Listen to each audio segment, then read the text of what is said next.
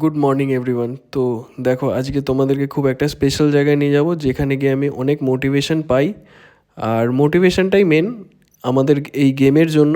তো আজকে দাদার কাছে যাব, গিয়ে পোজিং সম্বন্ধে আরও অনেক কিছু শিখব, যাতে আমার নেক্সট গেমে কোনো রকম পোজিংয়ে ভুল না হয়। আর দেখতে পাচ্ছ তোমরা, আমাকে দাদা স্ট্রেচিং করাচ্ছে আর স্ট্রেচিং সম্বন্ধে অনেক কিছু বোঝাচ্ছে।